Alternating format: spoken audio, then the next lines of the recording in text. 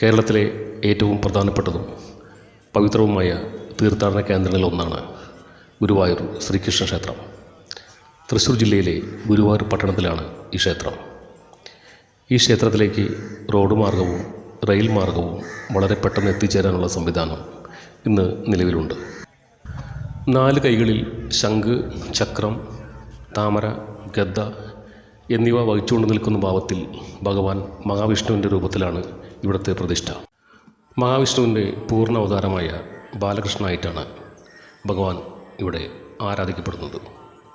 പാതാള അഞ്ജനം എന്നറിയപ്പെടുന്ന അപൂർവങ്ങളിൽ അപൂർവമായ ഒരു കല്ലിലാണ് ഈ വിഗ്രഹം നിർമ്മിച്ചിരിക്കുന്നത്.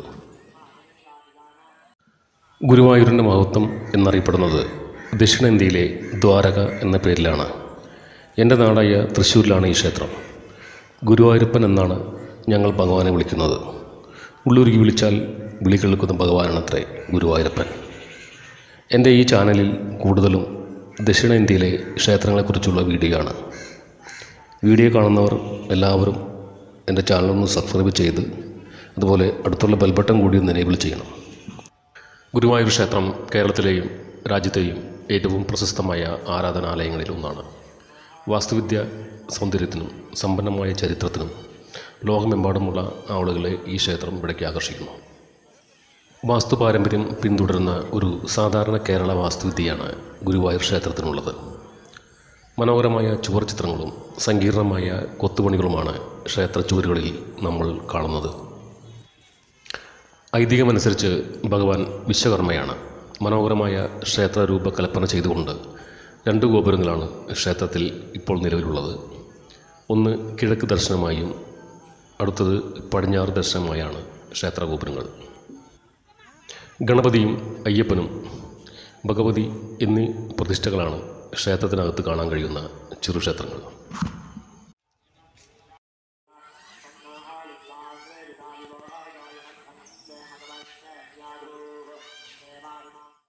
ക്ഷേത്രത്തിൻ്റെ വടക്ക് ഭാഗത്തുള്ള ക്ഷേത്രക്കുളം രുദ്രതീർത്ഥം എന്നാണ് അറിയപ്പെടുന്നത്. കാരണം ഈ കുളത്തിൻ്റെ തെക്കേ കരയിലാണ് ഭഗവാൻ ശിവൻ കുളിച്ചിരുന്നത്.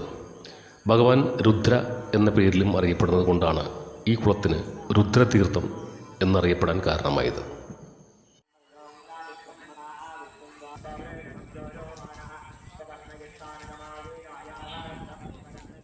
ഇപ്പോൾ നമ്മൾ കാണുന്ന ഭക്തരുടെ ഈ നീണ്ട നിര ഭഗവാന്റെ പ്രസാദമായ അന്നദാനം കഴിക്കാനാണ്.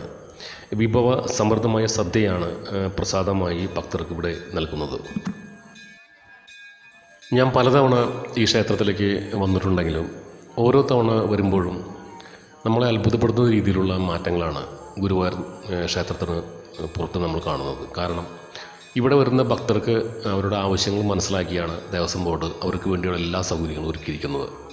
അത് പ്രാഥമിക ആവശ്യങ്ങൾ നിർവഹിക്കാനാണെങ്കിലും കുടിവെള്ളം, അതുപോലെ വെയിറ്റിംഗ് റൂം, എല്ലാ തരത്തിലും വളരെ സൗകര്യങ്ങൾ ഒരുക്കിയാണ് ദേവസ്വം ബോർഡും ഈ ക്ഷേത്രവും മുന്നോട്ട് പോയിക്കൊണ്ടിരിക്കുന്നത്.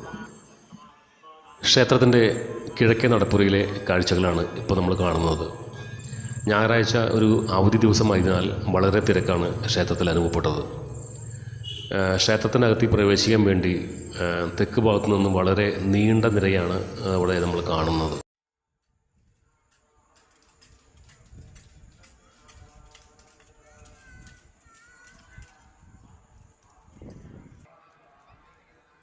ക്ഷേത്രത്തിനകത്തേക്ക് പ്രവേശിക്കാനുള്ള പ്രധാന കവാടമാണ് കിഴക്കേ നടയിലെ ഈ പ്രവേശന കവാടം.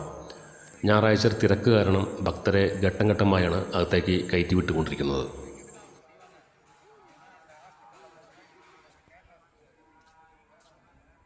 ഗുരുവായൂരപ്പൻ്റെ എല്ലാ അനുഗ്രഹവും നിങ്ങൾക്കുണ്ടാവട്ടെ എന്ന് ആശീർവദിച്ചുകൊണ്ടാണ് നിങ്ങളുടെ മുന്നിലേക്ക് ഞാൻ ഈ വീഡിയോ സമർപ്പിക്കുന്നത്. എല്ലാവരും സ്കിപ്പ് ചെയ്യാതെ വീഡിയോ കാണണം. എല്ലാവരുടെ സപ്പോർട്ട് പ്രതീക്ഷിച്ചുകൊണ്ടാണ് ഞാൻ മുന്നോട്ട് പോയിക്കൊണ്ടിരിക്കുന്നത്.